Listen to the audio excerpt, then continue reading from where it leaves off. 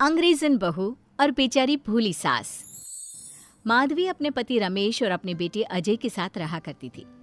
अजय का बचपन से एक ही सपना था कि वो अपनी आगे की पढ़ाई यूएसए में पूरी करे और इसीलिए वो यूएसए पढ़ाई करने के लिए चला जाता है। 3 साल बाद जब वो अपनी पढ़ाई पूरी करके आता है तो अपने बेटे के आने की खुशी में माधवी उसकी पसंद के कई तरह के पकवान बनाती है और जब घर की डोरबेल बजती है तो माधवी अपने पति रमेश को कहती है, लगता है मेरा अजय आ गया है, आप यहीं बैठना, मैं दरवाजा खोलती हूँ। माधवी जल्दी से जाकर दरवाजा खोलती है तो दरवाजे पर अजय के साथ एक लड़की को देखकर वो अजय से पूछती है, ये कौन है बेटा? माँ, ये ग्रेटी है। हम दोनों यूएसए में साथ ही पढ़ते थे और अब ग्रेटी इस घर की बहू है। क्या बहू? अरे बेटा, तूने शादी कर ली और बताया भी नहीं। कम से कम अपनी माँ को बता तो देता कि तू अपने साथ इस घर की बहू लेकर आ रहा है। मैं बहू के आने की कुछ तैयारी तो कर लेती। कोई बात नहीं बहू, यही रुक, मैं अभी तेरे लिए पूजा की थाल लेकर आती हूँ। मॉम, आप अपनी ये फॉर्मेलिटीज बाद में पूरी कर लेना। I'm so tired right now. अच्छा डार्लिंग, अपना रूम कहाँ है? कोई बात नहीं बहू, तुम पहले आराम कर लो, तब तक मैं तुम्हारे लिए चाय बना कर लाती हूँ। ग्रेटी अपनी सास की किसी भी बात का कोई जवाब नहीं देती और अपने रूम में जाकर सो जाती है। कुछ देर बाद माधवी अपने बहू बेटे के लिए चाय नाश्ता लेकर उनके कमरे में जाती है, जहाँ ग्रेटी अपनी सास से कहती है, हाँ चाय, अजय। क्या हुआ ग्रेटी? अपनी मॉम को बोलो कि अब ये जब भी हमारे कमरे में आए तो नॉक करके आए। आपसे मैं ऐसा ही करूंगी बहू। वो तो आज ही तुम दोनों आए हो तो मुझे लगा थक गए होंगे, इसलिए जल्दी जल्दी मैं ऐसे ही चाय नाश्ता लेकर आ गई। वो क्या है ना, अजय जब भी बाहर से आता है तो आते ही चाय मांगता है, बस इसीलिए मैं ना ये चाय यहाँ रख देती हूँ, पी लेना, अदरक वाली चाय है। ये बोलकर माधवी वहाँ से जाने लगती है। तभी ग्रेटी अपनी सास से कहती है, जाते हुए अपनी साथ अपनी ये चाय भी ले जाओ, क्योंकि अजय अब चाय नहीं पीता। हाँ माँ, जब से मैं यूएसए गया हूँ तब से मैंने चाय पीनी छोड़ दी है। अब एक काम करो, हम दोनों के लिए कॉफी ले आओ, मैं सच में बहुत ज्यादा थक गई हूँ। अरे ठीक है, ला देती हूँ। अच्छा बेटा, तुम्हारे मम्मी पापा इंडियन है या फिर वही अंग्रेजी है? मेरे मम्मी पापा इंडियन हैं, पर मैं शुरू से यूएसए में रही हूँ, इसलिए मैं खुद को अंग्रेज़ी मानती हूँ।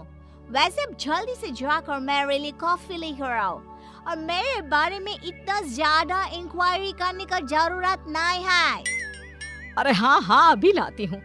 वैसे बहू, मैं तुम्हें ना इंडिया के सारे तौर तरीके सिखा दूंगी। अरे क्या हुआ, तुम्हारी परवरिश अगर यूएसए में हुई है तो इंडियन ही ना। आपसे ज्ञान नहीं मांगा है, अब कुछ देर के लिए हम दोनों को अकेला छोड़ दो प्लीज, हाथ छोड़ता है।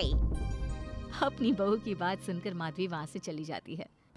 माधवी का उतरा हुआ चेहरा देखकर रमेश माधवी से कहता है, हमने इस नालायक को बाहर पढ़ने के लिए भेजा था और इसने क्या किया, बाहर से अंग्रेजन बहू उठाकर ले आया। माधवी, तुम बहुत भोली हो, पर मैं नहीं, ये लड़की हमारा घर तोड़ देगी, हमसे हमारे अजय को दूर कर देगी। देखा, आते ही कैसे रोब झाड़ रही है, जैसे तुम इस घर की नौकरानी हो।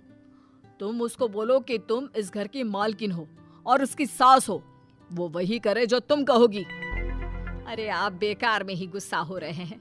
बहू यूएसए की है, यहाँ नई नई आई है, उसको यहाँ के तौर तरीके नहीं पता और वो मुझे अपनी माँ मानती है, तभी तो अपने नखरे दिखा रही है। वैसे भी ना बहू बेटी दोनों बराबरी होती है। माधवी, कौन सी बेटी अपनी माँ से ऐसे बात करती है जैसे तुम्हारी बहू कर रही है? मैं बस तुम्हारे कहने पर चुप हूँ, वरना मैं अपने बहू बेटों को आज ही घर से निकाल देता। ये कहकर रमेश वहां से चला जाता है।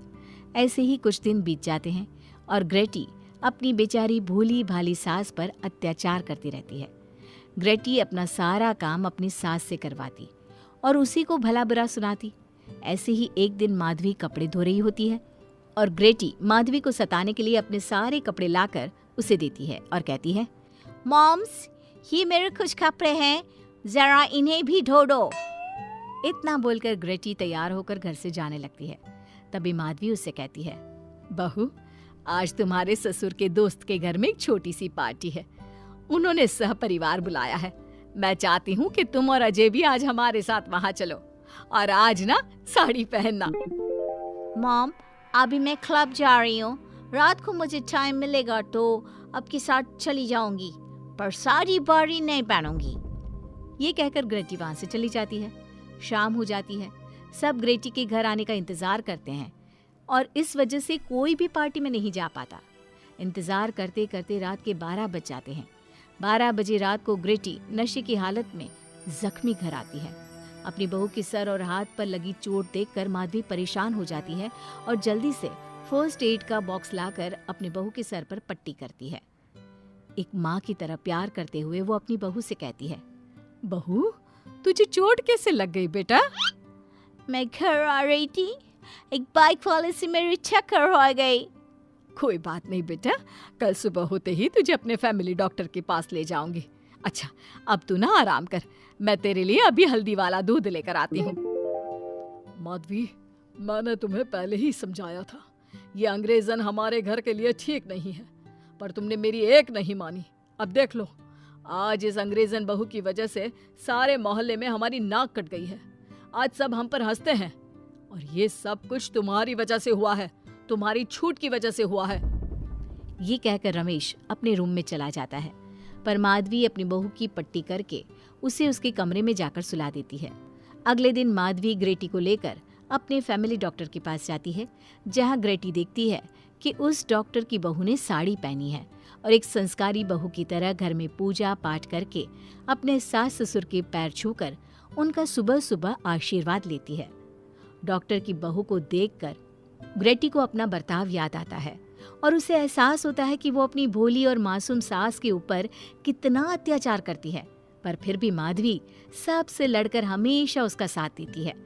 ये सब देखकर ग्रेटी को पश्चाताप होता है और कुछ देर बाद वो दोनों दवाई लेकर घर आती है।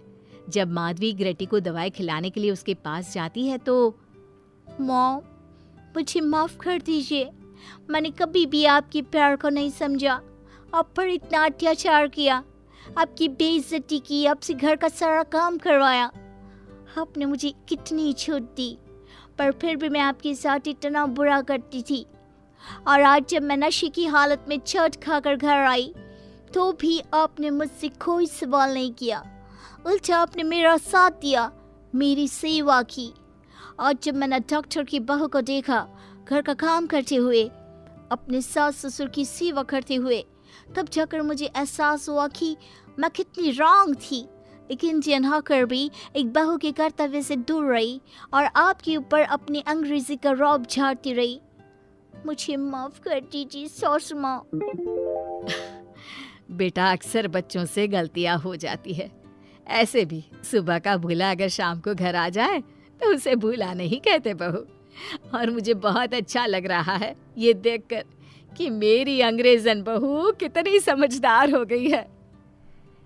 जिसके बाद माधवी और ग्रेटी एक दूसरे को गले लगा लेती है और उसके बाद से ग्रेटी एक संस्कारी बहू की तरह रहती है और अपनी सास को किसी भी शिकायत का मौका नहीं देती। अपनी सास ससुर की बहुत अच्छे से दिल से सेवा करती है।